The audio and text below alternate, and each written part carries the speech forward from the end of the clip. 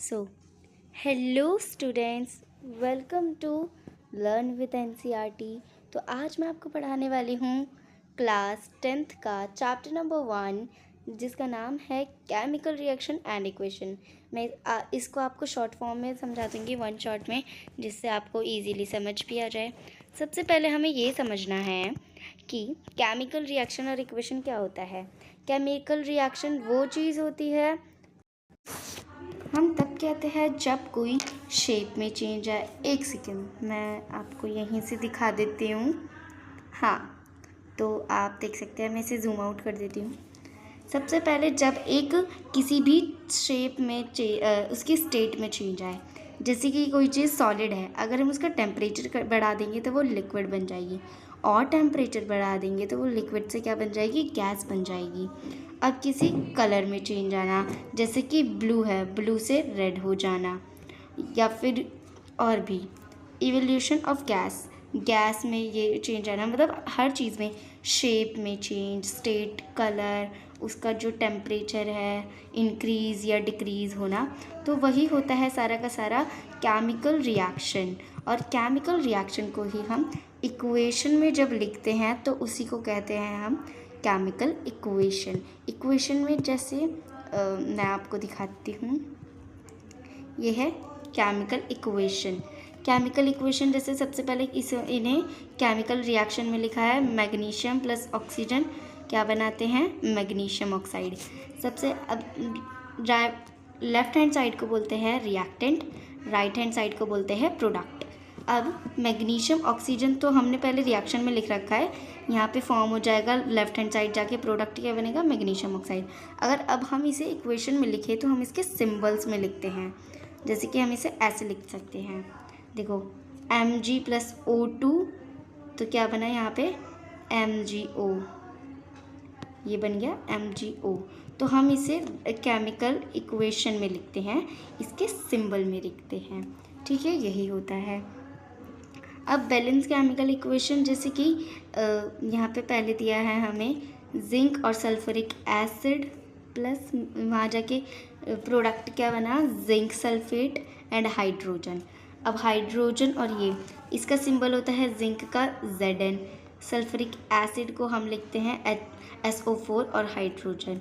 अब वहाँ जाके क्या बना, जिंक सल्फेट, तो ZnSO4, हाइड्रोजन है तो सिर्फ और सिर्फ H।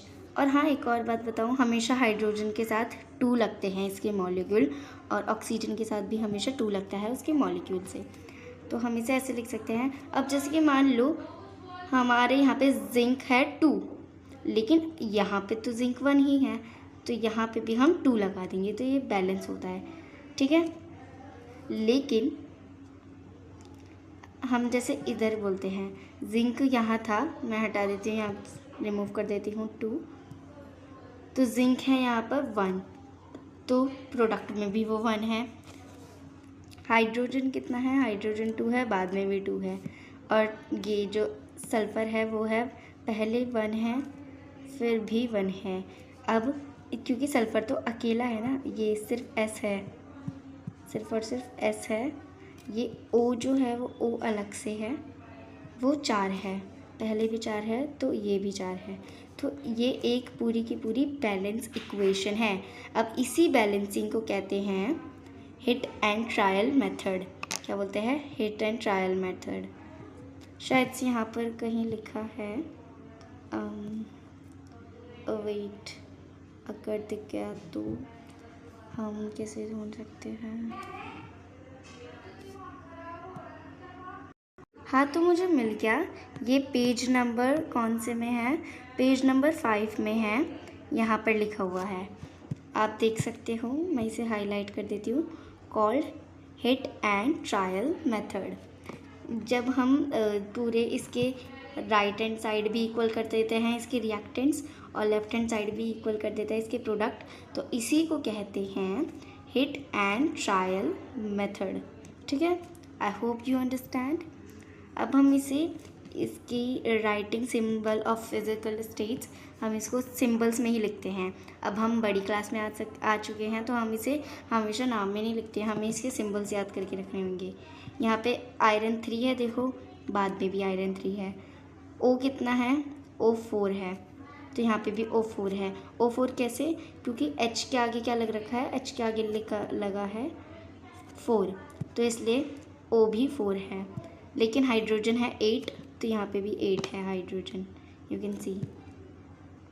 ओके,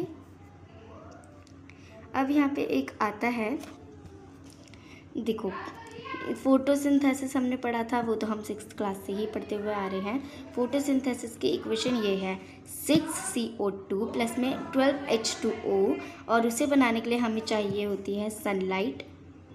क्या चाहिए होती है, सनलाइट, क्लोरोफिल, और फिर C6H12 किसका फॉर्मूला है, ग्लूकोज का। ग्लूकोज मतलब कार्बोहाइड्रेट, ठीक है, कार्बोहाइड्रेट या फिर शुगर, कुछ भी कह सकते हैं। तो ये है, और फिर बाद में जाके ये प्रोड्यूस करता है O2 प्रोड्यूस करता है, एंड H2O पानी, ठीक है। ये वाली याद रख लेना, ये वाली बहुत ही ज़्यादा इम्पॉर्टेंट है, ये वाली पूछी जा सकती है। मैंने यहाँ पे स्टार मार्क कर दिया है, तो आप देख सकते हैं।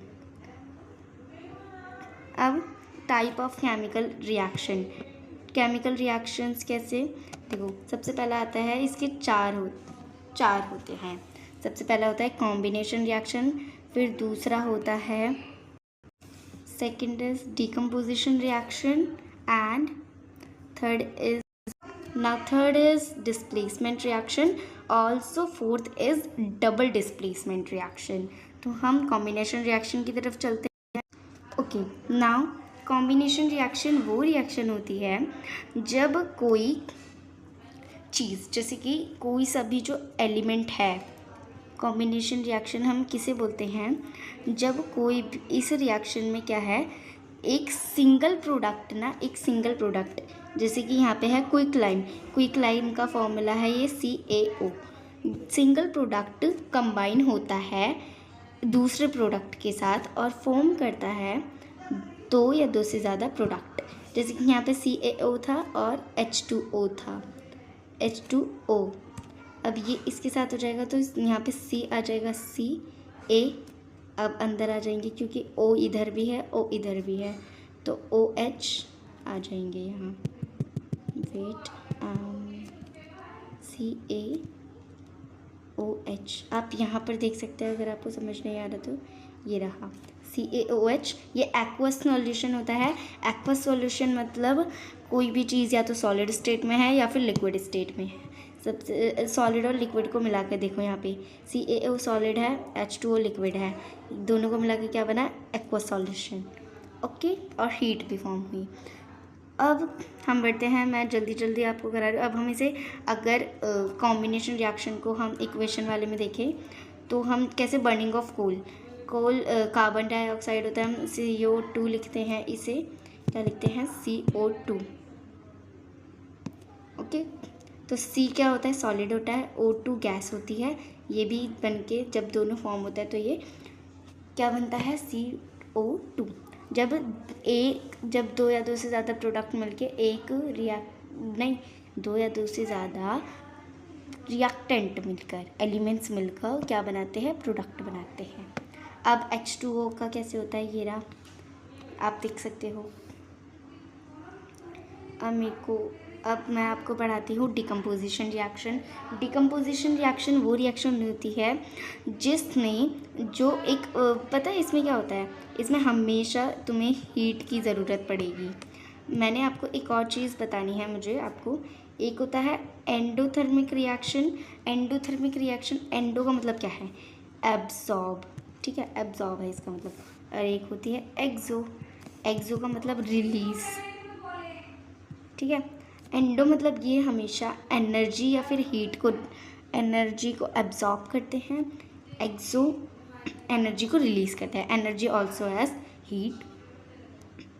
तो इसमें हमेशा देखना हीट यूज़ हो रही है, देखो यहाँ पे हीट है ना, तो आप देख सकते हो यहाँ पे हीट यूज़ हुई है। सबसे पहले क्या लिया है, फेरस सल्फेट लिया है, फिर फेरिक ऑक्साइड बना दिया हीट को यूज़ करके। ओके, आपको ना सारे के सारे, जैसे combination reaction, decomposition reaction, displacement reaction, double displacement reaction, इनके ना एक रिएक्शन तो याद रखनी है, पेपर में आती है, विच इज़ इम्पॉर्टेंट। देखो यहाँ पे भी हीट ही यूज़ हुई है। लाइमस्टोन चूना पत्थर, क्विकलाइम को बोलते हैं चूने का पानी, और CaCO3 कैल्शियम कार्बोनेट लाइमस्टोन होता है। Pb होता है लेड का। अब मैं आपको एक और चीज़ बताऊँ तो कि आपको ना डिस्प्लेसमेंट रिएक्शन को जानने से पहले आपको एक रिएक्टिविटी सीरीज़ पढ़नी पड़ेगी। मैं आपको दिखाती हूँ रिएक्टिविटी सीरीज़ कहाँ है। तो ये रही रिएक्टिविटी सीरीज़। रिएक्टिविटी सीरीज़ का इसमें काम मैं बताती हूँ क्या है। इसमें काम है, ये है, आप इसे कैसे याद कर सकते हैं, जैसा कि आपके फेवरेट टीचर ने बताया था, के फॉर कटरीना ने कार मांगी ऑल्टो जैन फरारी, फिर भी हाय क्यों मिली सिल्वर ऑडी। ठीक है, तो हम इसे ऐसे याद कर सकते हैं, और या तो ऐसे भी कर सकते हैं, केदारनाथ का माली आलू ज़रा फीके बेचता है, फीके पकाता है, क्योंकि यहाँ पे पी है, पकाता है, कौन है आगे आओ। ठीक है, आप इसे ऐसे भी याद कर सकते हैं। हमें रिएक्टिविटी सीरीज़ को इसलिए याद करना चाहिए क्योंकि हम देखते हैं जो भी सारे ऊपर होते हैं ना, जो भी सारे ये है एलिमेंट्स, हम देख सकते हैं कौन ज़्यादा रिएक्टिव है।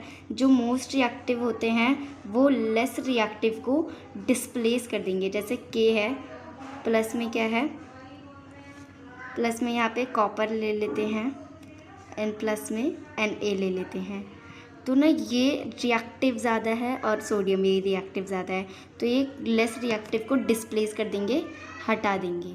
ठीक है, तो इसलिए हमें ये याद करनी ज़रूरी है रिएक्टिविटी सीरीज़, जिससे हम याद कर सकते हैं कि कौन सा एलिमेंट ज़्यादा रिएक्टिव है, और ये लीस्ट रिएक्टिव होते हैं सिल्वर और गोल्ड। ठीक है, अब हम पढ़ते हैं वापस। तो हम आ गए डिस्प्लेसमेंट रिएक्शन की तरफ। अब हमें पता है ज़्यादा रिएक्टिव क्या कौन होता है। एक बार अगर हम लिख लें तो ये कैसे था, जगह कहाँ है, यहाँ लिख लेते हैं, कटरीना के ने ए कार मांगी MG ऑल्टो जेन फरारी, फिर भी PB लिख लेती हूँ, ज़्यादा नीड पड़ेगी, फिर भी हाय क्यों मिली सिल्वर ऑडी। ये AG है सिल्वर का और AU है गोल्ड का। तो अब हम देखेंगे यहाँ पे, देखो मैं आपको एक एग्जांपल से दिखाती हूँ। ये Fe क्या है, Fe है आयरन का। तो देखते हैं यहाँ पे आयरन प्लस कॉपर है, कॉपर सल्फेट, तो आयरन ये रहा Fe, और क्या है कॉपर। तो आयरन से कम है रिएक्टिव कॉपर, तो आयरन इसे डिस्प्लेस कर देगा। जो ज़्यादा रिएक्टिव है ना वही डिस्प्लेस कर सकता है सिर्फ। देखो आयरन ने डिस्प्लेस कर दिया CO को, मतलब कॉपर सल्फेट को, कॉपर को, और इसने कॉम्बिनेशन किसके साथ कर लिया, FeSO4 के साथ आयरन सल्फेट बना दिया। और देखो जो लेस रिएक्टिव था वो अकेला है। ठीक है, अब आप इसका एक ये वाली रिएक्शन याद कर सकते हो डिस्प्लेसमेंट रिएक्शन के नाम पे। अब यहाँ पे भी जिंक ने डिस्प्लेस कर दिया कॉपर को, क्योंकि कॉपर लीस्ट रिएक्टिव है जिंक से, और वापस ये ने जिंक सल्फेट बन गया ZnSO4, और कॉपर इज़ अलोन। ओके, आप ये वाली भी रिएक्शन याद कर सकते हो, ऑल आर इम्पॉर्टेंट। अब डबल डिस्प्लेसमेंट रिएक्शन का ये होता है as like that, sodium sulphate दोनों ही ठीक है, मतलब दोनों ही, मतलब सोडियम ज़्यादा है रिएक्टिव, तो ये क्या है बैरियम क्लोराइड। अब सोडियम ना Cl के साथ चले जाएगा और ये बनाएगा कॉमन सोल्ट, NaCl होता है कॉमन सोल्ट, जो कि हम नॉर्मली घर में यूज़ करते हैं खाना बनाने के लिए, NaCl कॉमन सोल्ट जो कि हम घर में यूज़ करते हैं। और देखो मैं आपको बताती हूँ, ये है A + B इज इक्वल, नहीं, मैं आपको एक सिंपल मेथड से अगर आपको ये याद करवाऊँ तो ये देखो AB + CD। अभी वहाँ जाके पता क्या करेंगे, आगे वाला पीछे वाले के साथ आ जाएगा तो ये बन जाएगा AD, प्लस में ये B होगा C के साथ चले जाएगा, बीच वाले एक साथ आ जाएंगे तो ये हो जाएगा आई एम सॉरी B और C। तो ठीक है, इसी में भी देखो बिल्कुल ऐसा ही हुआ है। आगे वाला पीछे वाले ये देखो सोडियम Cl लास्ट वाले के साथ आ गया, बीच वाले के साथ आ गया। ठीक है, मैं आपको जितना इजी हो सके ऐसे बता रही हूँ। ऑक्सीडेशन और रिडक्शन क्या होता है? ऑक्सीडेशन रिडक्शन सिंपल होता है। ऑक्सीडेशन में क्या होता है? ऑक्सीडेशन में होता है हाइड्रोजन का हट जाना, या तो हाइड्रोजन का हट जाना और ऑक्सीजन का प्लस हो जाना, और रिडक्शन में उल्टा होता है हाइड्रोजन ऐड हो जाना या फिर ऑक्सीजन हट जाना, रिमूव हो जाना। आप यहाँ पे देख सकते हो ये वाली रिएक्टेंट दी गई है, CRAT CuO है। ये देखो यहाँ पे H अकेला था, यहाँ पे ऑक्सीडेशन हो गया, क्यों? क्योंकि यहाँ पे ऑक्सीजन प्लस हो गया। अब यहाँ पे CuO से ऑक्सीजन हट गया ना, रिमूव हो गया, तो रिडक्शन हो गया। ठीक है, ये इतना इजी है। ये वाला भी देख सकते हो आप, जिंक वाला। यहाँ पे पहले जिंक के पास ऑक्सीजन था तो ये पहले ऑक्सीडेशन था, लेकिन बाद में जिंक के पास हट गया तो वो रिडक्शन हो गया। पहले C के पास नहीं था तो वो रिडक्शन था, अब C के पास आ गया, CO बन गया, तो ये क्या हो गया? ऑक्सीडेशन हो गया। अब हम देखेंगे ऑक्सीडेशन और रिडक्शन के इफ़ेक्ट्स क्या होता है एवरीडे लाइफ में। कोरोजन होता है नॉर्मली रस्टिंग ऑफ आयरन, मतलब कि रस्टिंग ऑफ आयरन किसी आयरन पे जंग लग जाना नॉर्मली। जैसे कोई शाइनी चीज़ें होती हैं ना, हम उसे ख़रीदते हैं, वो रेडिश ब्राउन सी हो जाती हैं, उस पर क्या लेयर लग जाती है? उस पर जंग की लेयर लग जाती है। ठीक है, जैसे आप कॉपर देखा होगा, कॉपर रेडिश ब्राउन हो जाता है, अगर हम उसे ऐसे ही लेफ़्ट आउट कर देते हैं तो उस पर जंग लग जाती है, रस्टिंग ऑफ आयरन हो जाता है, मतलब कोरोजन हो जाता है।